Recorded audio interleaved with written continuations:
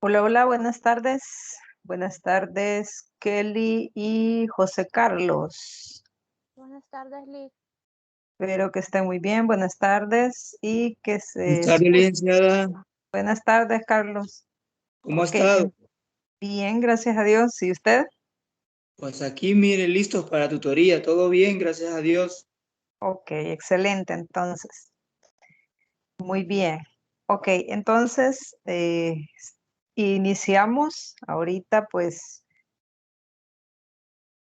la tutoría número 4, ¿verdad? La tutoría ordinaria número 4, esperando que se encuentren bien, que estemos pendientes siempre de las actividades y del trabajo que hay que realizar en esta unidad 4, ¿verdad?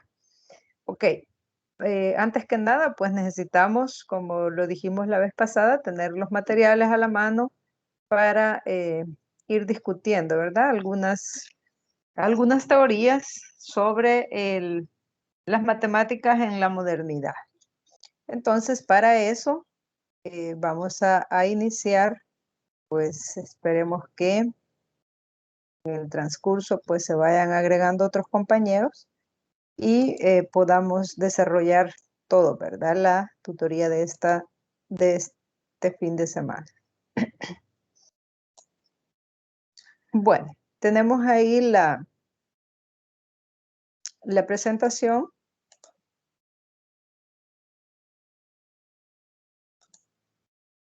Creo que todos la podemos observar ahí.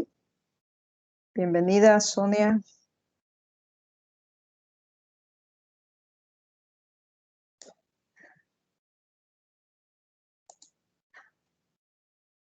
Ok, entonces partimos de esta, de la presentación.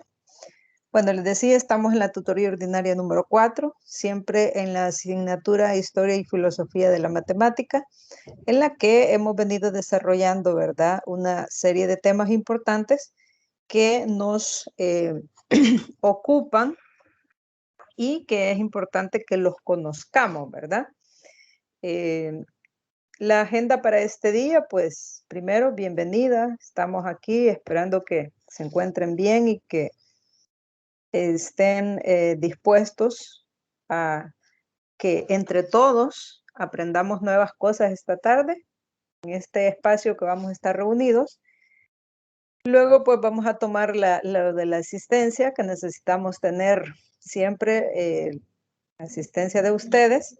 Además, recordarles nuevamente, ¿verdad? Para los que no estuvieron en la tutoría pasada, que debemos recordar las notas también y que ya las van a poder ver, ¿verdad? Completamente. El listado de notas aún está pendiente, repito, la calificación de del último trabajo, ¿verdad? Pero igual, las otras actividades, pues ya van a poder ahí revisar sus notas, ¿verdad? Ok, entonces, teniendo en cuenta lo que dice la agenda, pues después hacemos un sondeo de dudas y consultas y vamos a explicar en qué consiste la matemática en la época moderna. Un resumen que eh, pues para eso vamos a participar todos y luego pues responder dudas y consultas, ¿verdad? Ok, entonces espero que estén muy bien y recordarles nada más las actividades que hemos hecho hasta el momento. Les decía la vez pasada que ya vamos pues bastante avanzados, ¿verdad? El control de aprendizaje 1, control de aprendizaje 2, que es corresponde a cada una de las tutorías, ¿verdad? Entonces, en ese sentido, usted puede llevar un control de sus actividades, ¿verdad? Para que pueda eh, ir sumando ahí. El porcentaje también ya sabe qué porcentaje tiene cada una de las actividades y eso es importante que lo tengamos siempre en cuenta, ¿verdad? Ok. Ahora, tenemos también el trabajo de investigación 1, que fue sobre las fracciones egipcias, que también ya está calificado, la tarea extracurricular, también el control de aprendizaje número 3 y la prueba ordinaria 1, ¿verdad? Hasta ahí ya tenemos todas esas notas, el trabajo de investigación 2 está pendiente de revisar. Así que estas actividades son las que ya pasaron, ¿verdad? Si usted ha respondido en todas, pues no creo que tenga inconvenientes. Y si responde también en las que faltan, ¿verdad? Eso es importante que respondamos también en las que hacen falta para poder lograr el promedio deseado. En la unidad 4, Matemática en la modernidad, tenemos como objetivo explorar los aportes de la matemática en la época moderna. Los contenidos que vamos a desarrollar en esta unidad es revolución en la geometría, el cálculo infinitesimal o cálculo, ¿verdad? O simplemente cálculo, Euler y su tiempo. Así que esos son, así a grosso modo, los contenidos, ¿verdad? Entonces nos vamos a ir deteniendo en cada uno de ellos para poder tener como una idea más clara, ¿verdad? De lo que son estas teorías. Y comenzamos con el primer contenido, revolución en la geometría. Y tenemos ahí que pues esta época comenzó en el siglo XVII.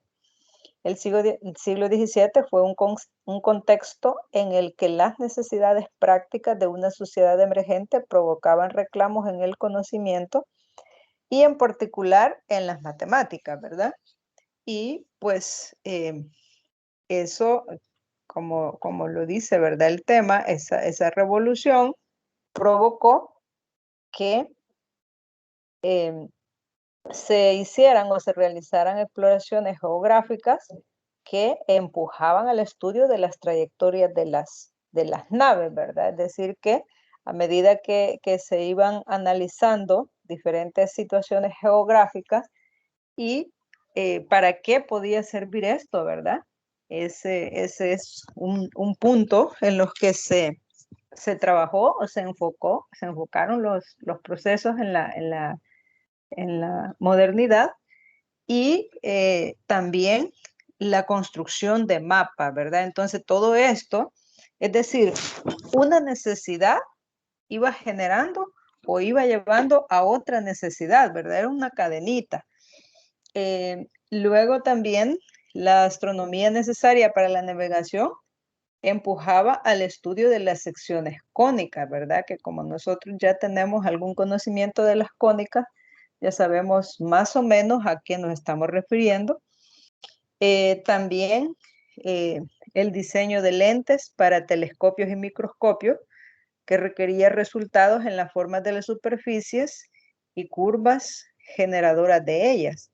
Es decir, que ya no era solo tener una idea así bastante abstracta de las cosas, ¿verdad? Sino que se tenía que llegar a lo concreto, es decir, concretizar esas ideas para luego ponerlas en práctica o para utilizarlas, ¿verdad?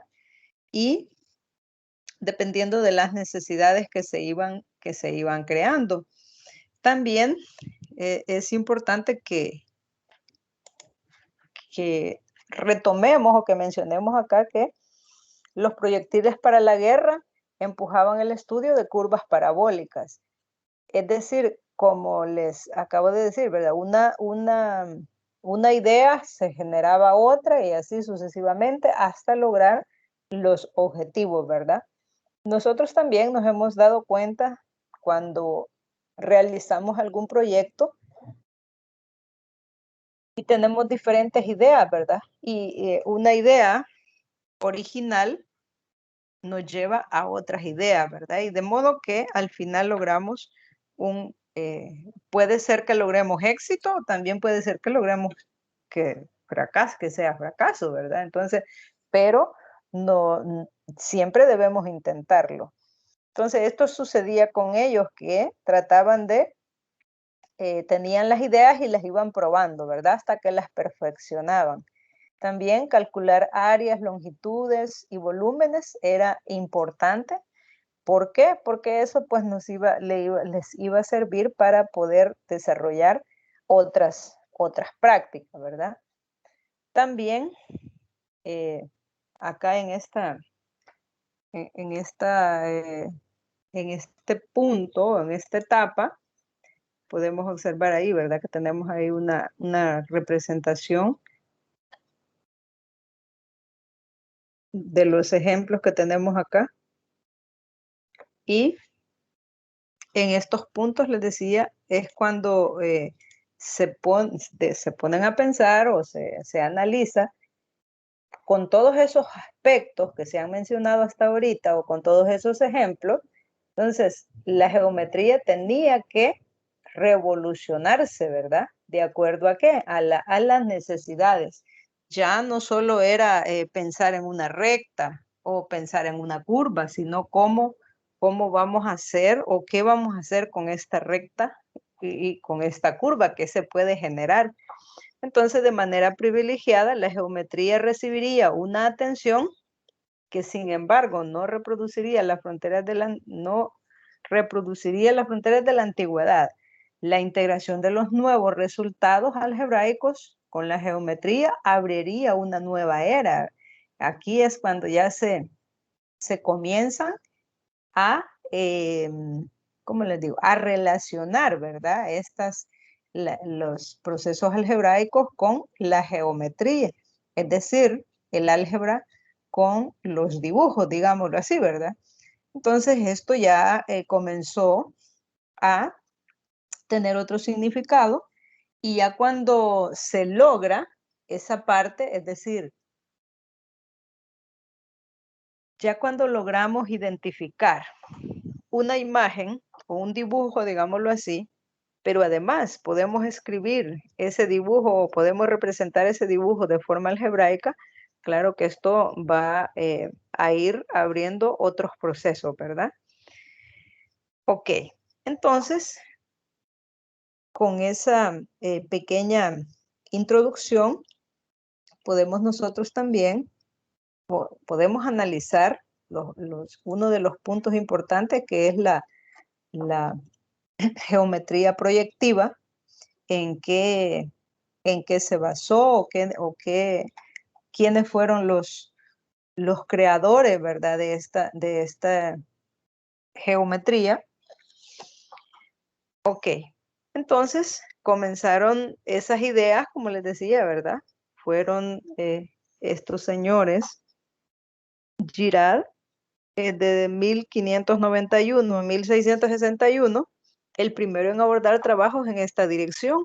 Creó nuevos métodos y conceptos y a través de la proyección y la sección como método de prueba, abordó diferentes estudios de las secciones cónicas de manera general. Entonces, ese era como el punto de partida, ¿verdad? Para analizar o partir de lo general para llegar a lograr lo específico, ¿verdad? Entonces, este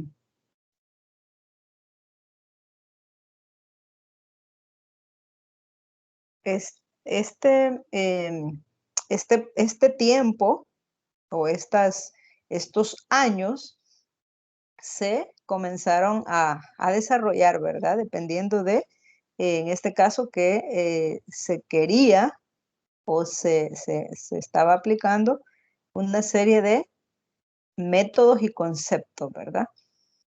Luego, en este caso, este señor, ¿verdad? Que fue el que inició,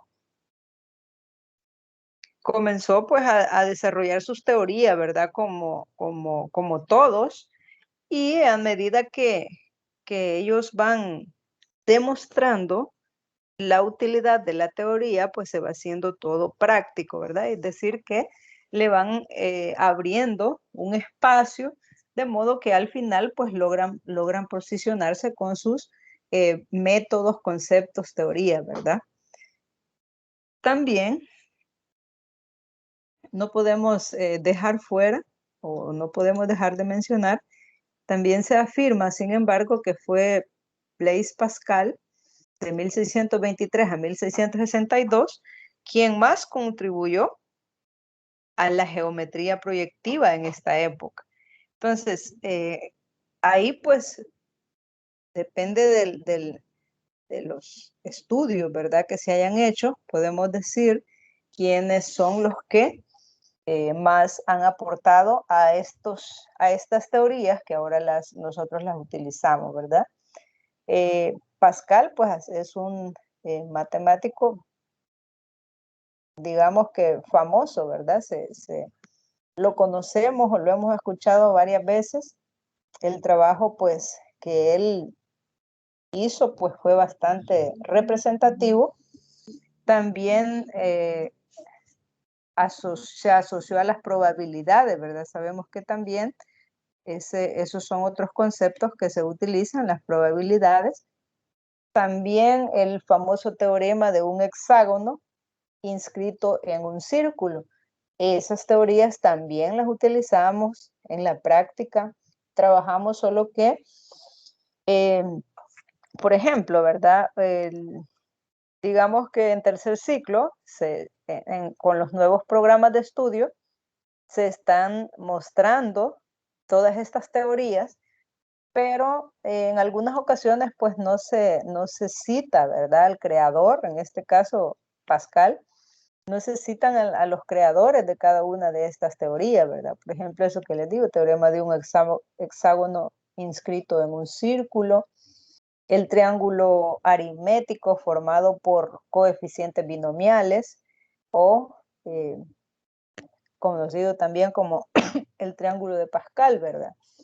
Entonces, esos son algunos de los que han aportado y que han, de alguna forma, pues, nos dejaron esas teorías que ahora, pues, nos favorecen o nos facilitan el trabajo, ¿verdad? Porque nosotros solo ya hacemos uso de esas teorías. Eso es importante, ¿verdad? Porque como nos prepararon el camino, nos dejaron las herramientas. Entonces, ahora nosotros lo que hacemos es entender esas teorías, en este caso entender la teoría o la historia, pero además, como profesores de matemática, vamos a tener que saber cómo aplicar, ¿verdad?, esas teorías o cómo resolver problemas en las que se hagan uso de estas teorías. Así que son, es importante la participación que este señor tiene y pues que puede ser que hayan sido ideas de él o puede ser que él también retomó esas ideas de otro, ¿verdad? Por eso, porque acá traemos una cadenita, como les decía la vez pasada, venimos desde las matemáticas en la antigüedad y que las teorías que se utilizaron no quedaron todas descartadas, ¿verdad? También, aparte de Pascal, pues tenemos también a otros que han participado eh, en estos procesos, ¿verdad? No es que solo uno hizo todos los procesos, no, siempre hubo ahí como un equipo. Por ejemplo, los trabajos en geometría proyectiva contribuyeron en la búsqueda de métodos generales en las demostraciones matemáticas, usando procedimientos más amplios que los de Apolonio, es decir, que los que había presentado Apolonio. Entonces, por eso les digo que no se ha descartado, ¿verdad?, las teorías que se crearon o que se diseñaron al inicio o anteriormente, se fueron retomando, pero se fueron perfeccionando. Es decir, ya tenían una base, los más jóvenes, digamos, ya tenían una base o ya tenían un punto de partida. También, por ejemplo, esta disciplina estuvo vinculada a los asuntos de la perspectiva de los pintores y al uso de las secciones cónicas. Cuando yo les digo es un equipo, o sea, no lo que ve una persona no es lo mismo que pueden ver tres, ¿verdad? Entonces, por eso ellos trabajaban en equipo. ¿Por qué? Porque unos tenían unos aportes y otros pues tenían otros. Entonces tenían una diversidad de ideas. Eso pues por una parte, ¿verdad? Que es importante, pero también esa diversidad de ideas se ve en los resultados, ¿verdad? O en las teorías que nosotros ahora utilizamos. Bueno, aparte de, bueno, de mencionar un poco sobre estos señores que tuvieron esa gran participación y que nosotros conocemos también sobre la geometría proyectiva o las proyecciones, también durante el siglo XVII el interés fundamental de los matemáticos no recayó solo en este tipo de geometría, ¿verdad? ¿Por qué? Porque también había otros puntos, habría otros puntos más que también se debían llevar a la par, ¿verdad? Por ejemplo, los métodos algebraicos que servían o que ayudaban en la solución de problemas científicos y las aplicaciones, ¿verdad? Entonces, lo de la geometría proyectiva que había tomado fuerza en el siglo XVII, se deja o se suelta un poco y se vuelve a retomar hasta el siglo XIX, ¿verdad? A medida que, pues, digamos, cumple o suple en la necesidad, ahí se deja y luego viene otro y lo retomó, ¿verdad? Y así ha ido avanzando, ¿verdad? También la evolución de la geometría contribuyó a un contraste interesante de la supervivencia en lo anticuado en matemáticas. Entonces, en este caso, teníamos nosotros la geometría proyectiva sintética, también lo inventaron los dos autores que les acabo de mencionar, Desargues y Pascal. Y esto pues, estos vuelven a hablar de estos temas y a medida que, dependiendo de la época, ¿verdad? A medida de las necesidades, esto se vuelve popular o no. Así que esto es sobre la geometría proyectiva, ¿verdad? Y la revolución que estos contenidos o estos temas han tenido, ¿verdad? Es importante también mencionar que la geometría proyectiva no hubiera tenido así como les digo, como gran importancia si no se toma la base, ¿verdad? Que se supone que ya tenemos, que es la geometría de coordenadas. En este caso, pues se partía o se analizaba, digamos, la geometría proyectiva, que en la que estamos mencionando todos esos elementos de dibujos y todo eso, siempre se tenía como base unas coordenadas, ¿verdad? Sobre las que se hacían o se creaban los diseños, ¿verdad? Por ejemplo, en la geometría de coordenadas, los conceptos de tiempo, rapidez, distancia, velocidad instantánea fueron estudiados por Giovanni Oresme y otros. Incluso habían ofrecido representaciones gráficas. ¿Y por qué? Pues las representaciones gráficas. Pues esto hace, ¿verdad? Que entendamos las representaciones gráficas. Recuerden que, como dice el dicho, digámoslo así, ¿verdad? Una imagen vale más que 1000 palabras. Entonces a veces es más fácil entender una figura que entender mucha teoría o entender ecuaciones, ¿verdad?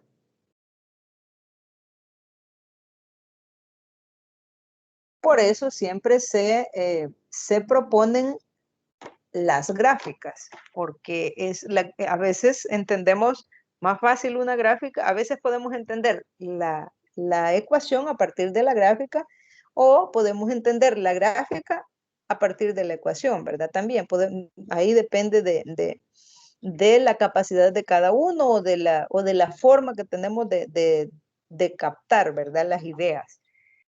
Entonces, por ejemplo, Oresme representaba la velocidad variable con el tiempo, representaba el tiempo sobre la línea horizontal y es desde ahí, ¿verdad? Que nosotros siempre cuando trabajamos con el plano cartesiano y trabajamos así funciones que tienen que ver con tiempo, siempre se utiliza el eje horizontal para representar el tiempo, ¿verdad? Entonces, a la representación del tiempo sobre una línea horizontal le dio el nombre de longitud. Y a las velocidades en varios momentos la representó con líneas verticales y le dio el nombre de latitudes, ¿verdad? Entonces ellos, pues, dependiendo de cómo iban creando las teorías, ¿verdad? Y se iban inventando cuál será la forma adecuada o fácil de que nos puedan entender esta teoría. Entonces, esas son algunas ideas, pues nosotros digamos que ya escuchamos una línea horizontal, ya tenemos una idea que es una línea horizontal. Escuchamos que es una línea vertical, también tenemos una idea que es una línea vertical. Entonces, estas teorías pues permitieron, o estas figuras o estas gráficas, permitieron llevar o realizar diferentes comprobaciones, ¿verdad? Así que por eso es importante que podamos entender que las coordenadas son como una base importante en todo este proceso de geometría y en todo este proceso de revolución, ¿verdad? Porque si regresamos a los ejemplos, por ejemplo acá, las exploraciones geográficas, ¿a partir de qué se hacen? ¿Qué tienen como base? Un plano cartesiano, ¿verdad? Trayectorias de las naves, también un plano cartesiano. Astronomía, también un plano cartesiano.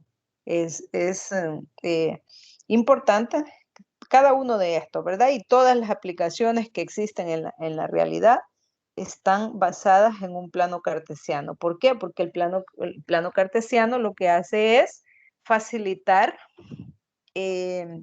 la forma de cómo voy a ubicar, ¿verdad? Un elemento o un punto en el espacio. Entonces, por eso es que se utiliza siempre la geometría de coordenadas o en este caso, pues, el plano cartesiano, así, ¿verdad? En cristiano. ¿Alguna pregunta? ¿Está ahí, jóvenes? ¿Algún aporte? No, por mi parte no, no hay preguntas, licenciado. Está bien. Ok. Bueno, entonces, siguiendo ahí, tenemos nosotros acá que la representación gráfica permitía muchas cosas, ¿verdad? Por ejemplo, a Galileo obtener información sobre el movimiento de proyectiles. Entonces, por eso es que ya teniendo como una base, como una plataforma, que es eso del plano cartesiano, ya es más fácil, ¿verdad? Analizar estas trayectorias. A Torricelli le permitió el uso de conceptos de movimiento para obtener un área bajo una curva. En este sentido, Galileo tomó estas nociones de Oresme y les dio una precisión matemática que no tenían. Es muy conocido el hecho de que Galileo mostró cómo era una curva parabólica, la que mostraba el movimiento de proyectiles en el vacío. Para ello, estableció dos componentes del movimiento, vertical, que era la altura, y horizontal, ¿verdad? Entonces, estas teorías o estos conocimientos habría que utilizar, pues, como tener una idea, ¿verdad? De cómo ubicar esos en el espacio. Y para eso, pues, sabemos que habría que llegar a Descartes y Fermat para obtener plenamente las coordenadas, ¿verdad? Es decir, ya no solamente dejarlo como vertical, horizontal, ¿verdad? Sino que ya armar todo un sistema de coordenadas en las que ya podemos ubicarnos más fácilmente, ¿verdad? Así que ¿qué tuvieron que hacer estos señores? Pues recurrir a, eh, a Descartes y Fermat, que tenían ya la idea de los sistemas de coordenadas. Ok. También tenemos que hay una relación entre álgebra y geometría, ¿verdad? Acá pues es importante que, como les decía anteriormente, a veces logramos entender mejor una imagen eh, que una serie de conceptos o una ecuación, ¿verdad? Entonces podemos afirmar que hasta el siglo XVII el álgebra siempre estuvo subordinada, estaba ahí, ¿verdad? Apartada o aparte de la geometría. Con la geometría de coordenadas se dio una inversión decisiva para el destino de las matemáticas modernas. En primer lugar, debe mencionarse el papel y el valor especial que le dieron los árabes e hindúes al álgebra y la aritmética.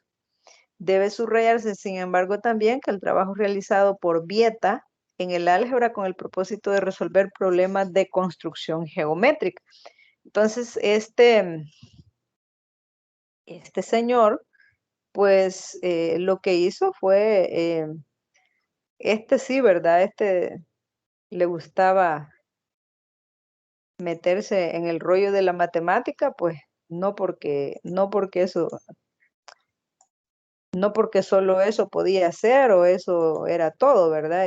Pues le gustaba trabajar en esta área o en el área de matemática, lo tomaba como un hobby, ¿verdad? Como una diversión, porque según las teorías, Vieta fue un abogado, ¿verdad? Entonces realizaba sus trabajos de matemática como un hobby, es decir, como lo voy a hacer en mi tiempo, en mi tiempo libre, ¿verdad?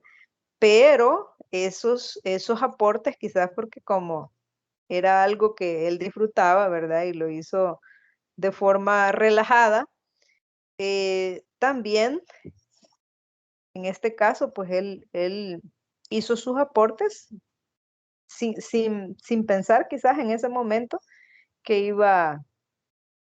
que iba a ser de gran utilidad, ¿verdad? Este señor que realizaba los trabajos de matemáticas o los trabajos matemáticos como un hobby, no pretendía pues una ruptura con la obra de los griegos clásicos, más bien pues que se consideraba a sí mismo como un continuador, ¿verdad? Es decir, retomó algo que ya existía, pero tal vez no como se necesitaba en ese momento, ¿verdad? Y así pues él se considera un continuador de lo que pero además él agregó a esa parte que él tomó de lo que ya existía, pues le agregó su toque, ¿verdad? Entonces él establece una diferencia clara entre aritmética y álgebra. Y pues ahora pues ya tenemos nosotros también una idea clara, ¿verdad? ¿Qué es la aritmética y qué es el álgebra? También este señor fue el primero, pues, el primero en la utilización de letras para representar las incógnitas y potencias. Imagínense que hacía el trabajo por hobby y cómo nos sirven, ¿verdad? Ya ahora nosotros hasta tenemos diferentes aplicaciones en las que existen las letras, las potencias, y lo que es muy relevante también, los coeficientes, ¿verdad? Entonces, el Vieta, que hacía los aportes o sus trabajos de matemática como un hobby, no pensó, ¿verdad?, que en este momento quizás estaríamos nosotros hablando de él o en las diferentes situaciones utilizando, ¿verdad?, esas representaciones que utilizamos, las incógnitas o las potencias, los coeficientes. Él pues interpretaba el álgebra como un instrumento para hacer geometría, es decir, que en su idea es que estas dos se pueden utilizar como álgebra o como geometría, ¿verdad? Y pues le daba a esto un valor, ¿verdad? Que después fue como utilizándose, ¿verdad? Es decir, ya la relación entre álgebra y geometría, pues ya nosotros ahora tenemos como una idea más clara, ¿verdad? O más fácil de entender a veces algunos términos o ecuaciones matemáticas.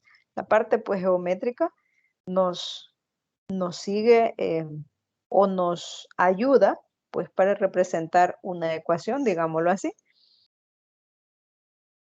Y luego, pues también Descartes diría que años después que él empezó, donde Vieta terminó, es decir, retomó, ¿verdad? Descartes el trabajo que quizás no completó Vieta, ¿verdad?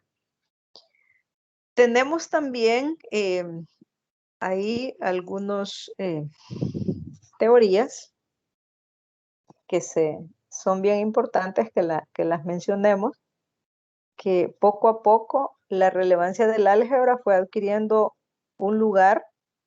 su lugar en la mentalidad de los matemáticos.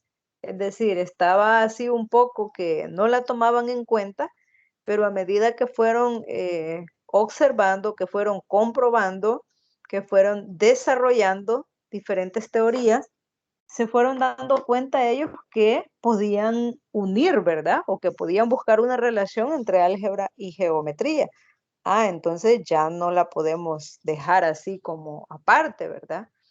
Esto se está volviendo algo importante, resuelve diferentes problemas de una forma más fácil, más corta, más práctica. Entonces, Descartes es probablemente la figura central de la comprensión del papel del álgebra. Aunque para Descartes, más que ofrecer conocimiento del mundo, el álgebra refería a un método de razonamiento sobre cantidades abstractas. Y eso parece que es lo que sigue costando en la realidad, porque hay ¿cómo les digo? Hay un gran cambio, por ejemplo, cuando está uno en básica, digamos, ¿verdad? Está en básica, primero, segundo, tercer grado, cuarto, segundo ciclo de básica, cuarto, quinto, sexto. Ahí todo bien original, ¿verdad? Solo trabajamos con números, pero ya llegamos a tercer ciclo y comenzamos a ver letras revueltas con números, ¿verdad? Y ahí comienza como ahí comienza como la confusión, pero no es que eso sea así, ¿verdad? Difícil de entender, pero sí hay que aplicar, así como ellos comenzaron a utilizar más, ¿verdad? El álgebra, entonces también nosotros tenemos que enseñar a que esta parte o esta rama de la matemática no desespere, pues es decir, que se tome tan normal como si fuera aritmética, ¿verdad? ¿Y por qué esto causa siempre inconvenientes o causa problemas? Porque ahí hay cantidades abstractas, ¿verdad? Entonces, ya cuando decimos 2x más 2x más 2 más 3x, ya no sabemos qué contestar, pero si le decimos al niño 3 más 3 o 3 más 2, él perfectamente sabe cuánto es eso. Entonces, pues ahí también es la forma de cómo se enseña, ¿verdad? Y como esto, el objetivo pues de la matemática es despertar la lógica, ¿verdad? Es uno de los puntos fundamentales. Ok, entonces el lugar que le daba era fundamental. El álgebra precedía lógicamente a otras partes de las matemáticas y era una ciencia en sí misma. Es decir, no una rama, ¿verdad? De la matemática, sino una ciencia. Aunque sin sentido, más bien orientado al cálculo, ¿verdad? Entonces, esa era como la relación que ellos comenzaban a observar, ¿verdad? Ok, veamos, tenemos ahí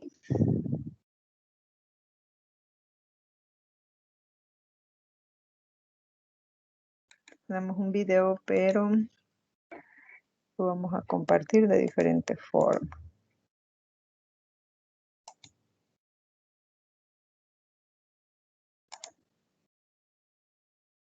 Vale, vamos a ver el siguiente video, a ver si lo escuchan. No tenemos inconveniente para escuchar.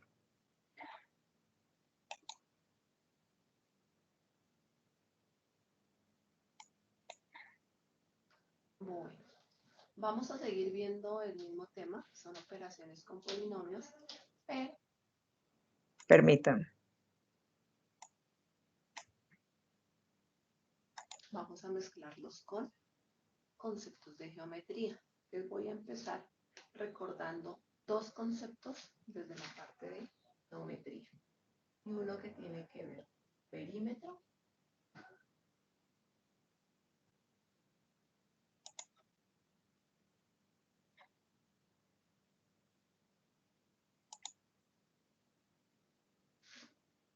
y el otro que es área. El perímetro es que de una figura plana es la suma de todos sus lados. Entonces veamos algunos ejemplos. Tenemos un cuadrado, van a creer que es un cuadrado, del lado 4, todos sus lados son iguales, entonces el perímetro es igual a 4 más 4 más 4 más 4, que equivale a lo mismo que 4 por 4, 16. Es un rectángulo, este mide 6 y este mide 2. Entonces su perímetro es 6 más 6 más 2 más 2. O 2 por 6 más 2 por 2, que son dos lados iguales. 12, 14, 16, nos coincidió. Si fuese un triángulo,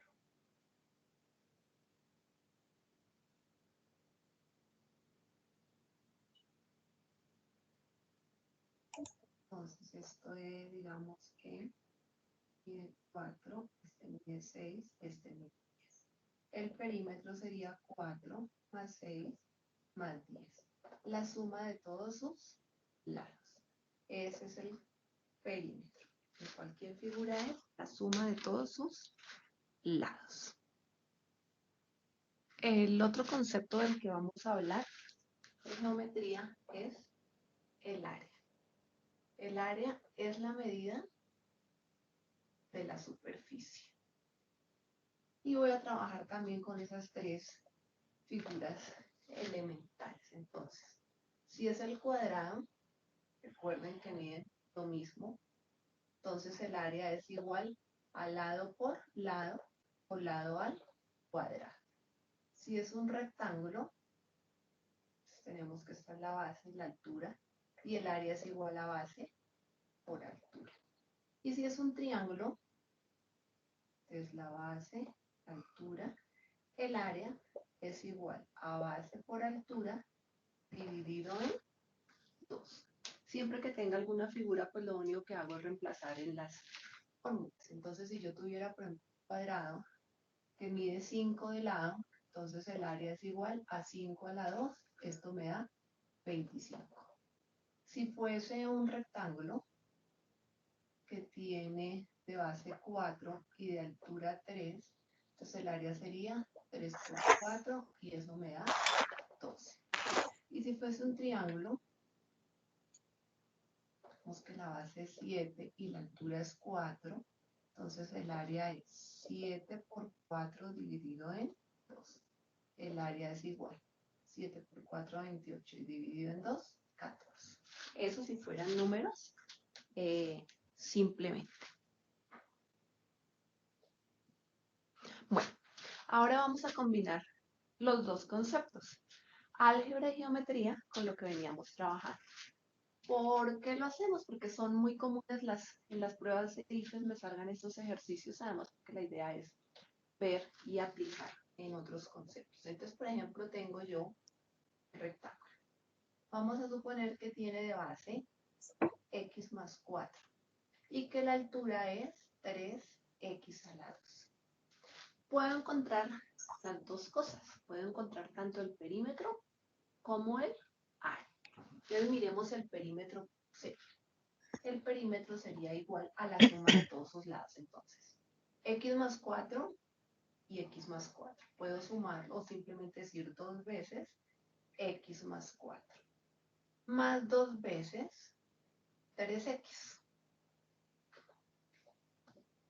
Resuelvo este. 2 por x, 2, más 2 por, 2x. Más 2 por 4, 8. Más 2 por 3, 6x al cuadrado. Si puedo agrupar términos semejantes, lo hago. En este caso no se puede. Lo que uno a veces lo que hace es presentar la respuesta como en orden con respecto a uno de los exponentes, en orden ascendente o en orden descendente. Y también puedo calcular el área. El área, ¿cómo la encontraríamos? Entonces el área sería base, que es x más 4, por la altura, que es 3x al cuadrado. Me toca poner ya paréntesis. Esto es un polinomio por un monomio, entonces simplemente hago este por este. 3 y x a la 1 por x a la 2, x a la 3, más 4 por 3, 12x al cuadrado.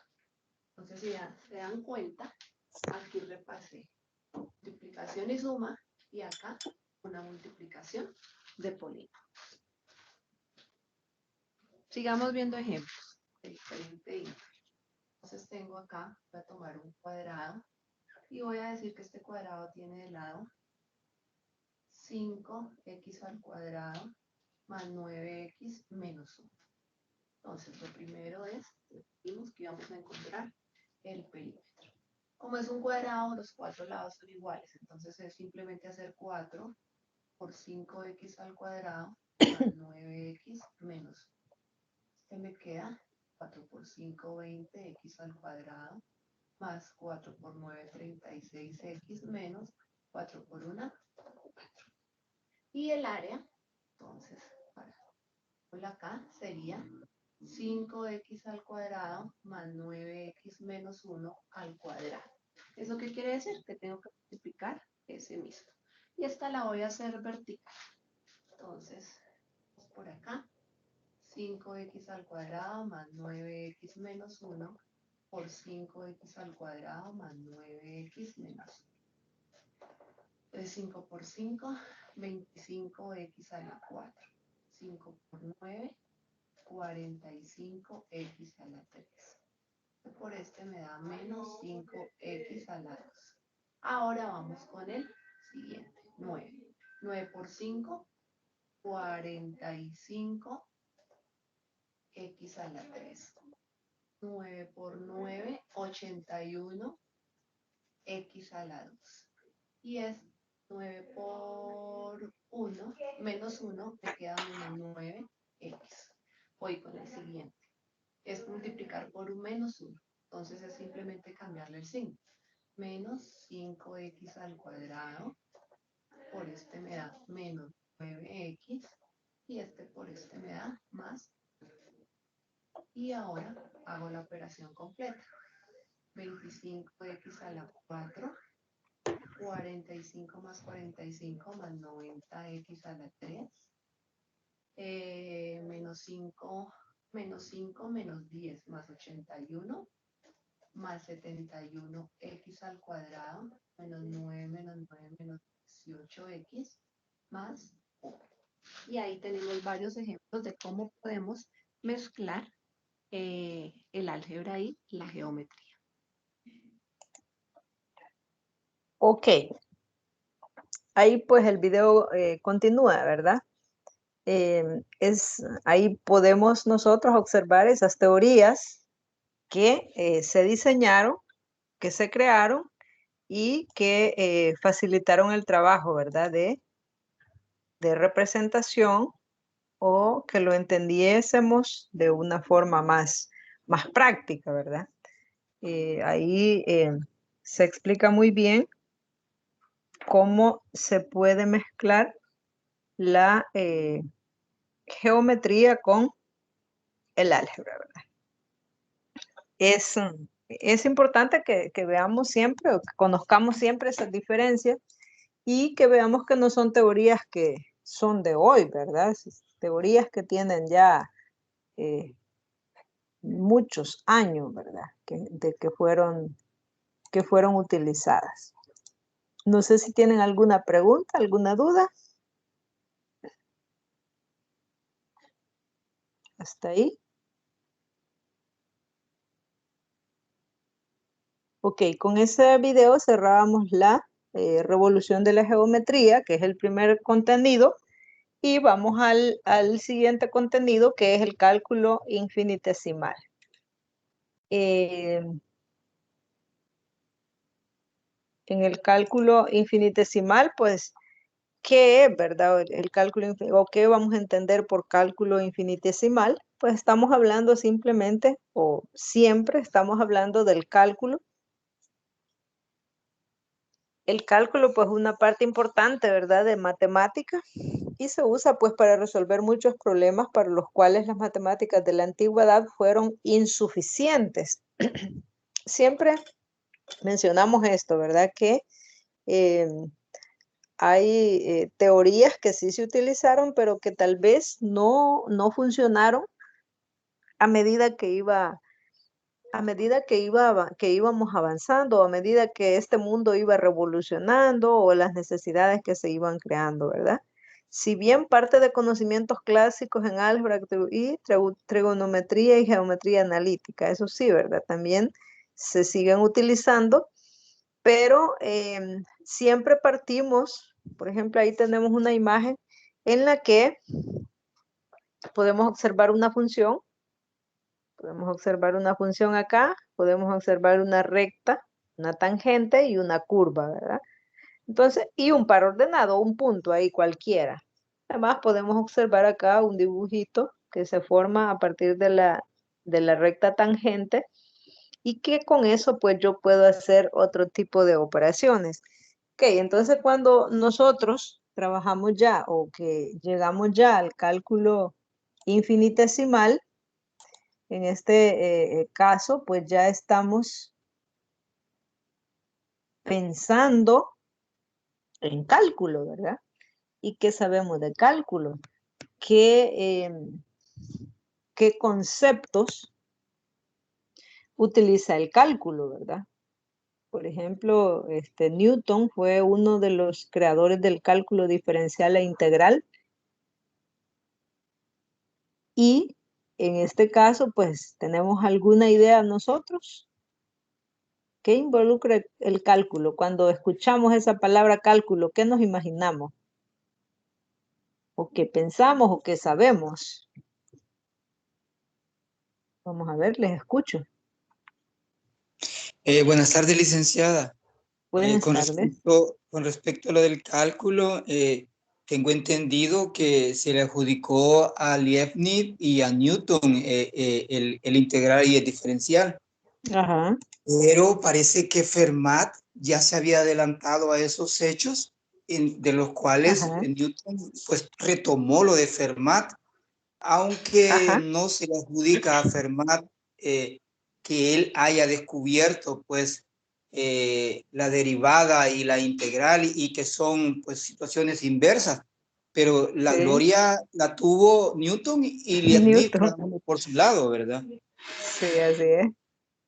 Ajá, muy bien, eso dice la teoría, excelente, que no, casi en todas, ¿verdad? Las teorías que hemos venido discutiendo, casi en todas dice que el que ha salido o el que se ha ha tomado, digamos, ha retomado la investigación o el desarrollo de los temas, contenidos, es el que sale después como que él es el creador original, ¿verdad? Entonces hemos visto varios temas en los que ha sucedido eso, varias de las teorías que estamos utilizando. Eso ocurrió también acá, ¿verdad? Que algunos pues retomaron esto pues de otro, ¿verdad? Entonces, como decíamos, el cálculo es esa idea que tenemos nosotros de límites, de derivadas, de integrales. Entonces ahí y luego pues una serie de operaciones que van dentro de cada uno de esos términos, ¿verdad?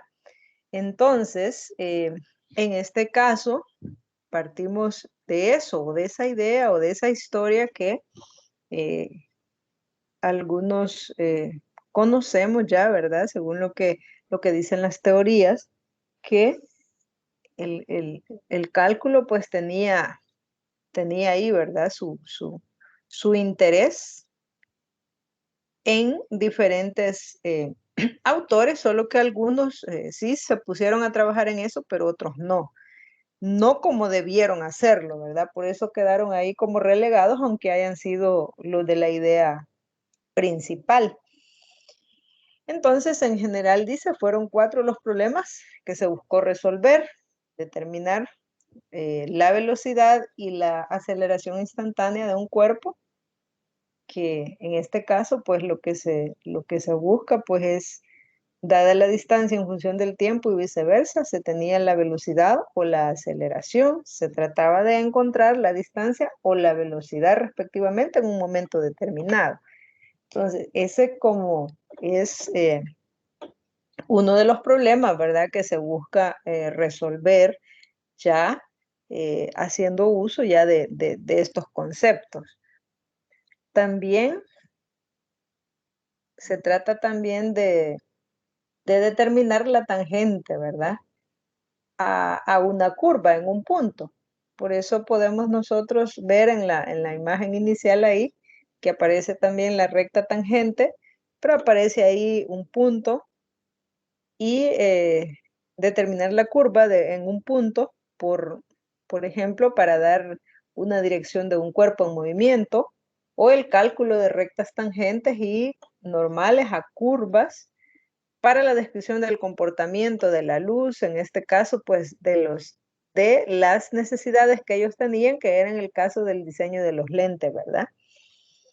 También tenían estos señores como otro punto importante, para resolver, encontrar el máximo o el mínimo de una función.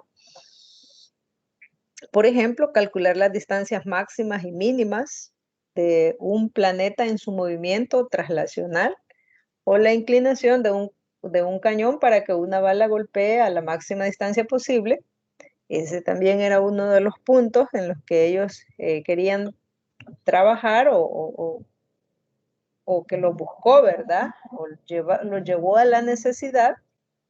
También encontrar las longitudes de curvas, áreas y volúmenes determinadas por curvas o superficies y centros de gravedad de cuerpos. En este caso, pues, se utiliza, ¿verdad? Estos fueron como los problemas que llevaron a esmerarse o a llegar a trabajar o a integrar todo este proceso del cálculo, ¿verdad? Entonces,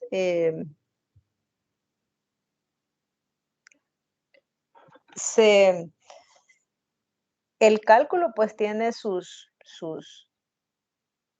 usos, ¿verdad? Y sus aplicaciones, y además no se puede entender como independiente, digámoslo así, porque también el cálculo pues hizo y hace uso de otro tipo de funciones o del álgebra y también de la geometría que ya estaba como fortalecida, digámoslo así, y ya podían como echar mano de eso para poder hacer diferentes representaciones y diferentes demostraciones, ¿verdad? Así que también cómo se analizaban, ¿verdad? Las diferentes curvas, cómo por medio de una gráfica podemos encontrar o por medio de una representación gráfica o por medio de una representación o de una ecuación, podemos encontrar nosotros máximos, mínimos, ¿verdad? Entonces, ahora pues parece, ¿cómo les digo? Parece todo fácil utilizar las teorías que ya están, pero imagínense cuando ellos comenzaron con esas ideas y que lograron resolver esos problemas. Esto pues hace que uno se ponga a pensar un poco, ¿verdad? Porque o sea, resolvieron los 4 problemas ellos. Y los 4 problemas que se habían planteado y además nos dejaron esas teorías así como que ya más flexibles, ¿verdad? Para que nosotros podamos hacer uso de ellas. Entonces, en este caso, pues, el cálculo nosotros lo utilizamos en varias aplicaciones y como les decía, ¿verdad? Este Fermat, como dice el compañero, había descubierto un método para encontrar máximos y mínimos en una ecuación algebraica simple y él ya tenía como una base, ¿verdad? Como una idea, pero no, vinieron ellos y esa idea la retomaron también y la perfeccionaron. Y así es como eh, este, este proceso pues va avanzando, no se queda en un solo, como les digo, no se queda solo con la idea de Fermat, por ejemplo, ¿verdad? Ok, fue en el Fermat y la tangente, ¿verdad? La famosa tangente que creo que todos tenemos la idea de la tangente porque no se ve hasta en la universidad ni se comienza a ver con el concepto con los conceptos de cálculo, sino que este concepto de la tangente o de la recta esta, la idea de la tangente se ve desde básica, ¿verdad? Entonces, Fermat y la tangente fue en el curso de sus trabajos en la geometría de coordenadas de Fermat, descubrió un método que le permitía calcular la pendiente de una recta tangente a una curva algebraica. Un claro antecedente del concepto de derivada lo forma precisamente la forma precisa en que Fermat lo realizó se puede reducir al cálculo del siguiente límite. Por ejemplo, ahí tenemos, ¿verdad? Cómo podríamos calcular la tangente, pero igual nosotros conocemos otros métodos, como lo dice al inicio, permitía calcular la pendiente de una recta tangente a una curva algebraica, es decir, cómo podemos realizar sin llegar al cálculo, ¿verdad? También ya tenemos una idea de cómo hacer estos procesos. Entonces, ahí tenemos una nota, ¿verdad? Esta aproximación es casi idéntica a la que Newton y Leibniz desarrollarían posteriormente. Y es debido a este resultado que el gran matemático Laplace consideraba a Fermat como el verdadero, ¿verdad? Descubridor del cálculo diferencial. Debe decirse también que, sin embargo, que Fermat no explicó apropiadamente su método. Ese fue su error, ¿verdad? Porque, como les digo, lo vinieron los otros muchachos y lo retomaron, ¿verdad? Y lo perfeccionaron. Entonces, no es que ellos pues hayan sido como los que se les ocurrió la idea original, digámoslo así, ¿verdad? Pero sí ellos utilizaron, ¿verdad? Como les digo, utilizaron la estrategia de perfeccionar lo que había hecho Fermat y luego pues ellos sí lo explicaron o utilizaron los métodos apropiados, ¿verdad? Para que todos para que eso se pueda estar utilizando ahorita en la práctica. Así que eso es como parte importante que nosotros debemos saber. ¿Por qué? Porque el cálculo pues se utiliza, ¿verdad? Frecuentemente. Ok. Y eso es, si nos trasladamos a la realidad, ¿verdad? Ocurre mucho esto de que, por ejemplo, la parte que dice Fermat no explicó apropiadamente su método, ocurre mucho que a veces el conocimiento está, pero no se presenta o no se enseña de la forma correcta, ¿verdad? A veces hay una gran conocimiento, digámoslo, en el ser humano, pero no es capaz de transmitirlo a otro o no tiene la forma adecuada para transmitirlo, ¿verdad? Entonces, de nada sirve tener mucho conocimiento y no poderlo transmitir o no poderlo compartir. Entonces, lo mismo le pasó a este señor, ¿verdad? Uno utilizó el método apropiado de modo que pudiera desarrollar su teoría completamente y que se pudiera apropiar, ¿verdad? Ok. Bueno, tenemos acá también otro video sobre una explicación bastante completa sobre el cálculo infinitesimal. Vamos a ver. Vamos.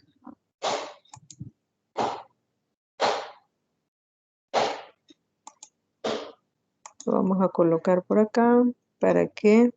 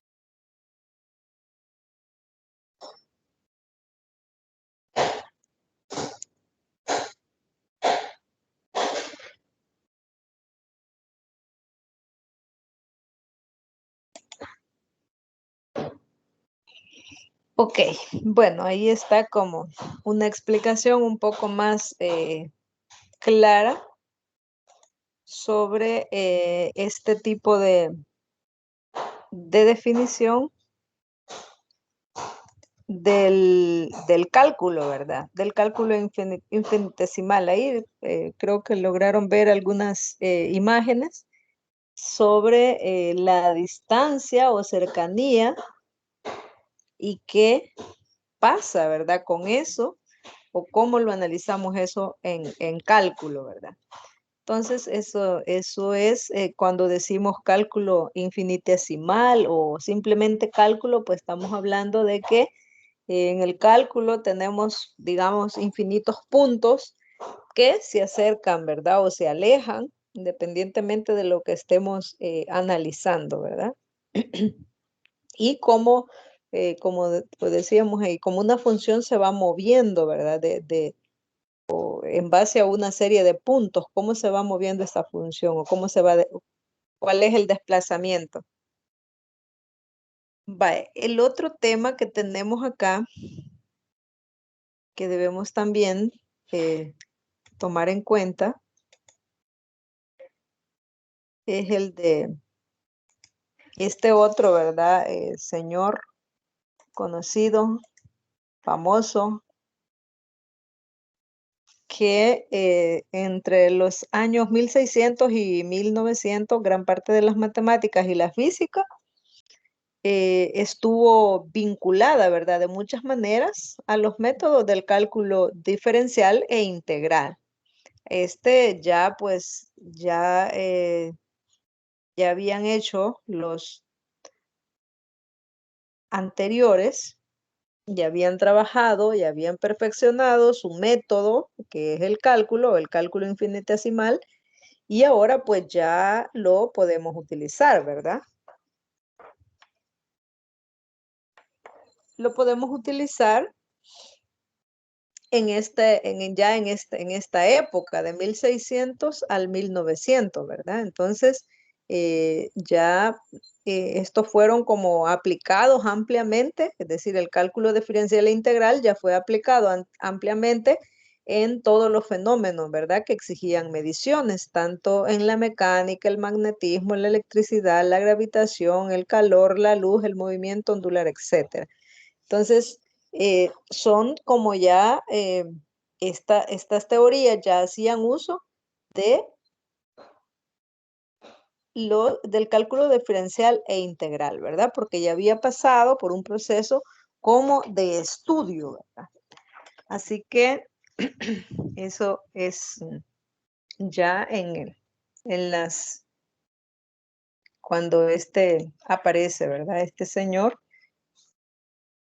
o sea, ya es su tiempo, ¿verdad? Que él comienza a hacerlas o a presentar o a usar el cálculo infinitesimal. También tenemos ahí las matemáticas en el siglo XVIII, herencia de revoluciones en la cosmología y astronomía. Traemos, como les decía, ¿verdad? Una cadenita en la que pues debe como mencionarse, ¿verdad? La herencia de revoluciones en la cosmología y astronomía, que fueron los resultados en mecánica celeste y en física, los que abrieron extraordinarias posibilidades para la construcción científica y matemática del siglo XVIII. Entonces, puede acá, como bien describen Rioja y Ordóñez, en conjunto, puede afirmarse que a partir del siglo XVIII se obtienen espectaculares resultados en el conocimiento de la estructura del universo gracias al desarrollo de una doble vía de investigación cuyas raíces hemos encontrado ya en el siglo XVII. Ok, entonces es como que sucedió, ¿verdad? Siglo XVII, hicieron esto. Entonces estamos en el siglo XVIII, el siglo XVIII demanda este tipo de conocimientos, retomamos lo que se hizo en el siglo XVII, pero lo perfeccionamos o lo desarrollamos o lo investigamos de acuerdo a las necesidades de este siglo, ¿verdad? A medida pues van aumentando las necesidades, pues en esa medida se van también perfeccionando las teorías que se tenían, ¿verdad? Anteriormente. Durante el siglo XVII se había dado el desarrollo de las matemáticas, se había dado en el desarrollo de las matemáticas un énfasis en las aplicaciones. Sin embargo, este se potenció aún más durante el siglo XVIII, ¿verdad? Y también se comienza no es que se deja, es decir, no es que no se toman, se dejan olvidadas las aplicaciones, no, ¿verdad? Es decir, se potencia más el desarrollo de matemática y así es como no se puede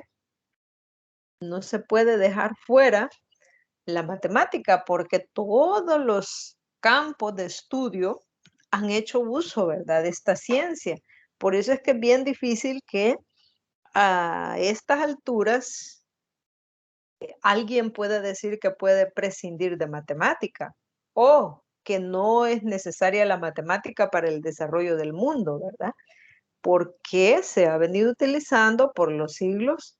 A medida han pasado los siglos, la matemática ha ido tomando fuerza, no es que se ha ido relegando, ¿verdad? O se ha ido apartando, no. Esta ciencia pues ha ido tomando fuerza. ¿Por qué? Porque a medida que avanza la tecnología, digámoslo así, existen más aplicaciones que necesitan hacer uso de la matemática. Y esto, pues, fortalece, ¿verdad? El desarrollo. No se pueden dejar fuera los investigaciones o resultados, ¿verdad?, que se ha tenido y que cómo esta ha ido tomando fuerza, ¿verdad?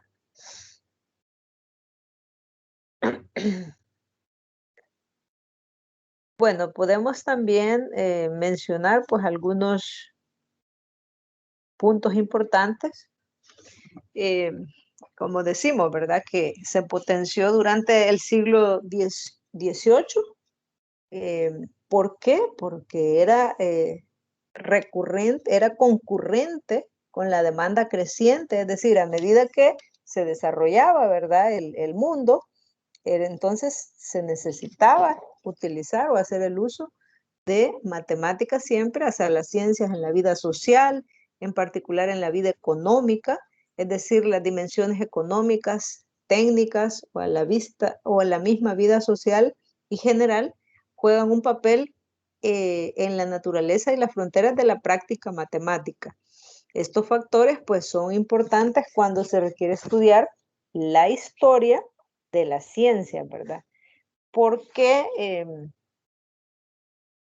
estamos utilizando matemáticas en todas las áreas. Ok, entonces, ¿por qué sucede esto? ¿Por qué es importante, verdad, analizar matemática?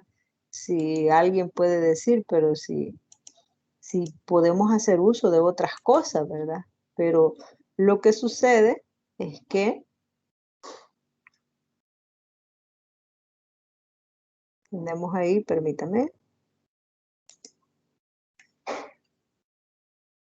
Entonces, resulta muy interesante señalar el gran logro de los matemáticos europeos que en poco menos de 2 siglos habían logrado empujar significativamente las fronteras de la producción matemática de toda la antigüedad. De igual manera, se dio una estrecha vinculación entre las matemáticas y las ciencias naturales, ¿verdad? Entonces, ya viene ahí ese proceso de vincular una ciencia con otra. Ya no, lo que hace ya es como potenciar más, ¿verdad? La matemática no es, no es que se va dejando fuera, ¿verdad? Sino que se va potenciando más, es decir, va tomando matemática fuerza y ya se comienza a ver las aplicaciones con las diferentes ciencias, lo que empujó hacia una mayor interdependencia y fusión teóricas que aumentaba la convergencia entre las ciencias y las matemáticas y evadiendo en partes sus distinciones. Por otro lado, la matemática del siglo XVIII, a diferencia de la del siglo XVII, fueron esencialmente cuantitativas debido precisamente a esa relación estrecha con las ciencias naturales. Ese proceso, ¿verdad?, de que fueron cuantitativas, es porque ese es como más, más fácil de analizar. Las ciencias cuando son cuantitativas es más fácil trabajar con cantidades que con cualidades, digámoslo, o con elementos que son abstractos, ¿verdad? Ok. ¿Por qué? Pues esto sucede con las matemáticas porque a pesar de su naturaleza abstracta, no pueden evitar el influjo de las realidades sociales y materiales. Entonces, lo que se hace es como hacer una mezcla de las ciencias naturales, en este caso, ¿verdad?, con las matemáticas. Pero esto lo que hace es como conseguir como un desarrollo más completo, ¿verdad?, de esta ciencia. También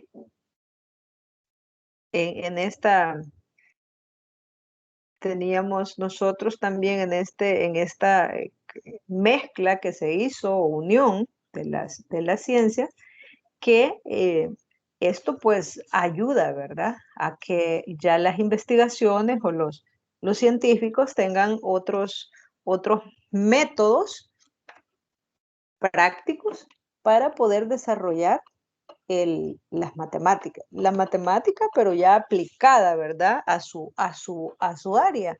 Entonces, por eso es que sí tenía aplicaciones en el siglo XVII, pero por eso se potenció durante el siglo XVIII, porque nos fueron abriendo el panorama de cómo trabajarlo, ¿verdad?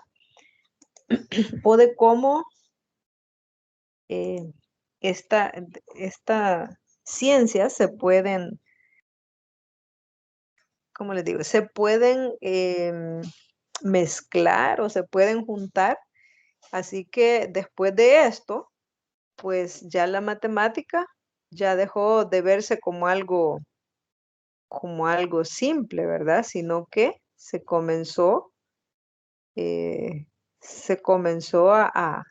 a entender o a ver la matemática como algo que no se debe dejar fuera.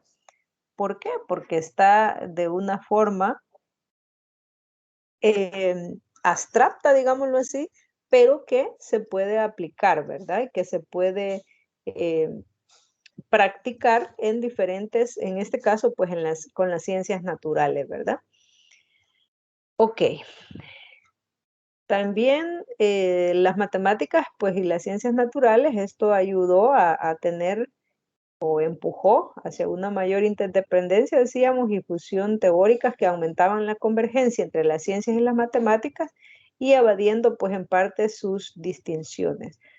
También fueron esencialmente cuantitativas, decíamos, debido a que precisamente esa relación estrecha entre las ciencias naturales, esto configuraba lo que se puede describir como una situación contradictoria, mientras que se tenía una gran producción matemática y un gran éxito en la capacidad para predecir en la ciencia, existía pues a la vez un conjunto considerable de debilidades, ¿verdad?, en sus fundamentos lógicos.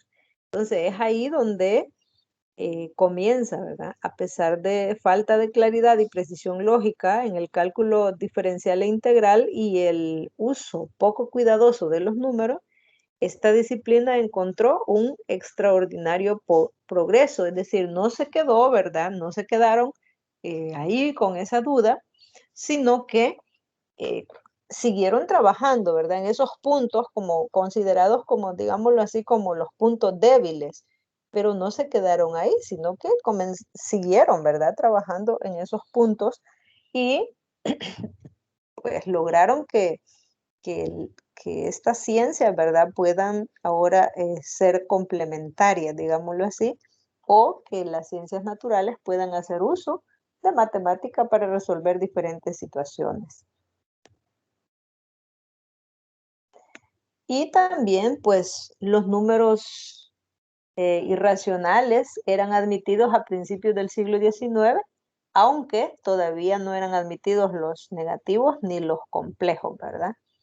Pero esos son como puntos importantes que nosotros debemos ir conociendo en este tipo de teorías o de historias que estamos trabajando y que es importante que lo conozcamos, ¿verdad? Y que también hagamos la comparación, ¿verdad? Tenemos ahí pues a este señor que, que tiene su historia, ¿verdad? Por todo ese proceso, ese trabajo que hizo con desarrollar diferentes contenidos o diferentes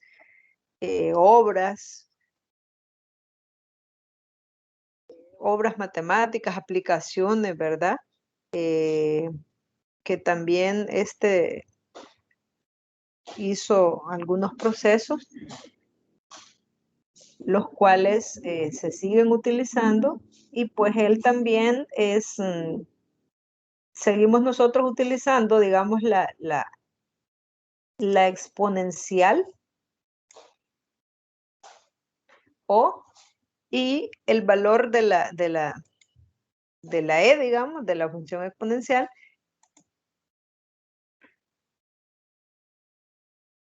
que se debe a este autor, digámoslo así, ¿verdad? Ok. Entonces, la obra insigne de este matemático ofrece la posibilidad de apreciar la extraordinaria cantidad y diversidad de las aplicaciones de las matemáticas y en particular del cálculo. Escribió pues sobre las ecuaciones diferenciales, geometría analítica y diferencial de curvas y superficies, series, cálculo de variaciones y esto pues imagínense todos los temas sobre los que escribió. Entonces, esto lo hace como bastante importante, ¿verdad? En la historia de la matemática. También en las aplicaciones calculó la perturbación de los cuerpos celestes en la órbita de un planeta y la trayectoria de proyectiles lanzados en medios con resistencia determinada. También estudió la propagación del sonido y la consonancia y disonancias musicales. Algo que a veces pues no se menciona de este matemático es que fue el único de los científicos del siglo XVIII que afirmó el carácter ondulatorio de la luz. Ese es como un punto que no se menciona, pero que también él tuvo que ver, ¿verdad? También describió con ecuaciones diferenciales el movimiento de un fluido ideal y aplicó su modelo a la circulación sanguínea. O sea, es una impresionante, ¿verdad? Los aportes que hizo este matemático, además de escribir, ¿verdad? Una serie de libros por los que algunos pues están ahí siempre, que tal vez los utilizamos, ¿verdad? Con diferentes nombres. Y así pues se hizo bastante famoso porque también colaboró, ¿verdad? Con otros, como colaboró en los trabajos de Bernoulli, Este matemático también buscó una teoría general, ¿verdad? Que publicó en 1744 sobre los máximos y mínimos. Y así pues como algunos temas que nosotros ya hemos escuchado, pero que estos, a medida que estaban dependiendo de la época, pues así se iban, ¿verdad? Mejorando o se iban desarrollando. Ok. ¿Alguna pregunta?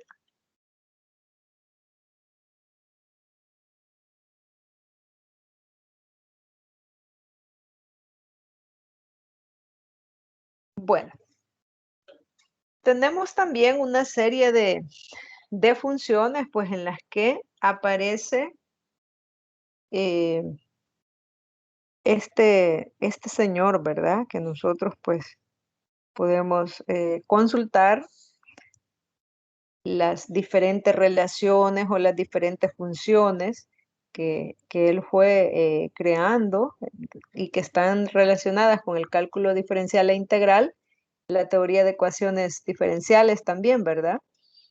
Ok. Muchas, por ejemplo, de sus distinciones, presentaciones, notaciones, etcétera, desarrolladas por este matemático, han quedado tal cual hasta nuestros días, ¿verdad? Por ejemplo, en la trigonometría. Ahí podemos observar nosotros que hay teorías, pues, que se siguen utilizando, ¿verdad? De la forma que se dejaron, o de la forma que las diseñaron. Imagínense cuántos siglos han pasado, ¿verdad? De la creación de estas teorías, pero se siguen utilizando de la misma forma.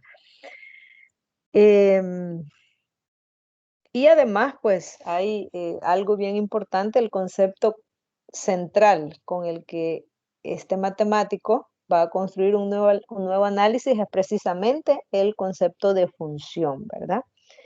Que esta idea pues ya había quedado como de manera intuitiva en otros matemáticos antes que él, ¿verdad? Pero él pues le fue dando, va a adquirir relevancia teórica de las matemáticas, ya en las matemáticas modernas. Para este matemático que es Euler, una función es cualquier expresión analítica formada con la cantidad variable y con números o cantidades constantes. Entonces es como, por eso el tema, ¿verdad? Que es Euler y su tiempo. Ok. Bueno, veamos. ¿Preguntas?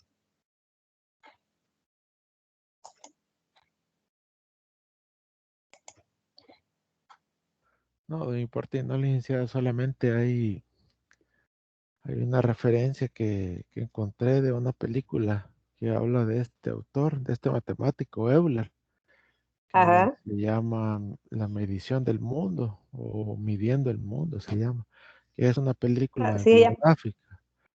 Y es bien ajá, interesante porque muestra las diferentes etapas que él tuvo en su vida y la relación con otros científicos, por ejemplo, con Humboldt, que ese ajá. señor parece que anduvo allá por Sudamérica explorando, ¿no? Es bien interesante si pueden verla los compañeros para que tengan una idea de cómo era este tiempo, ¿verdad? Y el aporte que hizo Sí, este personaje. excelente, Carlos, muy bien. Gracias por la recomendación también. Eh,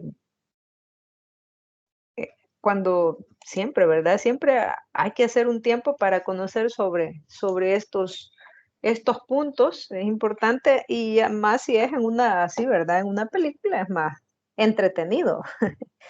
Así que sí, es bien, increíble todos los temas o todos los contenidos o todos los puntos, ¿verdad? Que él fue tocando y que lo fue utilizando pues en base a lo que habían hecho a los anteriores, ¿verdad? Ok, También tenemos ahí un video más que resume como las épocas o las etapas, pero lo vamos a dejar para que ustedes lo puedan revisar después. Esta presentación está ahí, ¿verdad? Siempre se las van a colocar no está ahorita, se las van a colocar en plataforma. Ahí pues aparece también como el enlace, ¿verdad? Donde está el video en YouTube, si usted lo quiere consultar directamente. Bueno, ahí tenemos un espacio para preguntas, dudas, consultas.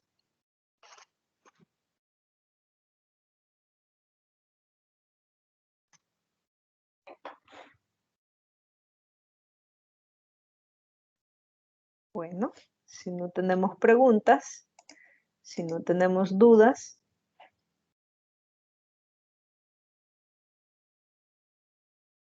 Ok. Vaya, entonces estamos ahí con los materiales de la unidad 4. Hemos tratado de hacer un recorrido resumiendo, ¿verdad? Los puntos, porque sabemos que pues hay más información ahí, ¿verdad? Que nosotros podemos consultar.